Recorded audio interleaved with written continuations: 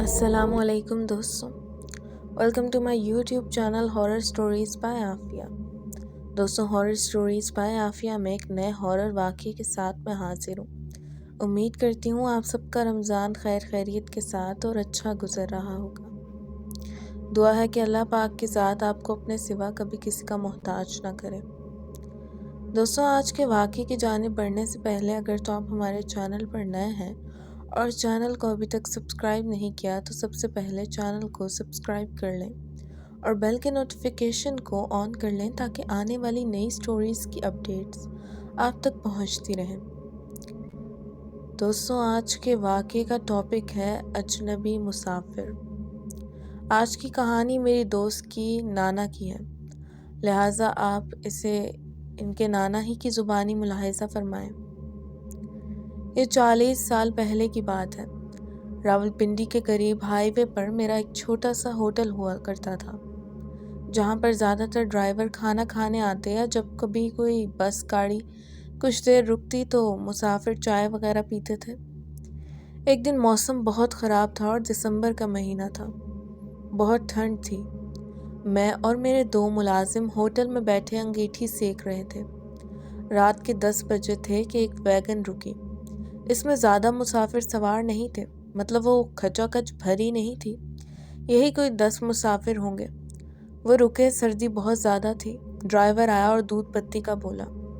मैंने सब मुसाफिरों के लिए दूध पत्ती बनाई। मैंने देखा कि होटल के अंदर जितने भी मुसाफिर लोग थे, इनके चेहरे बिल्कुल सपाट थे। इनमें 2 ख़वातीन भी थीं। एक औरत ने एक बच्चा भी उठा रखा था। बच्चा बिल्कुल खामोश सा था। सबने चाय पी और बिल अदा किया और चले गए। इनके जाने के बाद मैंने नोट किया मेरा मुलाजिम कुछ खामोश सा है। पूछने पर बोला कि आपने इन लोगों को नोट नहीं किया। मैंने कहा क्या? वो बोला साहब जी, 6 मुसाफिरों के कपड़ों पर धब्बे से लगे थे। क्योंकि रोशनी कम थी तो सही नहीं दिखे, मगर जब वो जाने लगे तो इनमें से छोटे बच्चे ने मुझे हाथ दिखा जो सुर्ख रंग से अटा था। मैंने इसे डांटा कि बकवास मत करो, बस अपना काम करो। मगर वो बिल्कुल खामोश लोग थे। ये बात तो मैंने भी महसूस की थी। खैर, रात को सारा काम करके मैं 12 बजे घर वापस पहुंचा।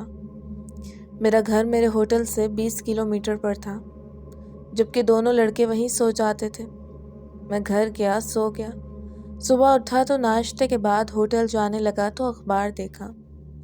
सुबह की अखबार में सुर्खी थी, लाहौर से रावलपिंडी आने वाली वैगन फलां जगह हादसे का शिकार हो गई और इसमें 15 मुसाफिर हलाक हो गए, जिनमें 2 ख़वातीन और बच्चा भी था। वक्त हादसे का 5 बजे का लिखा था। ऊपर तस्वीरें भी थीं मरने वालों की, जिनमें इन औरतों की भी तस्वीरें थीं, ड्राइवर बच्चे की भी।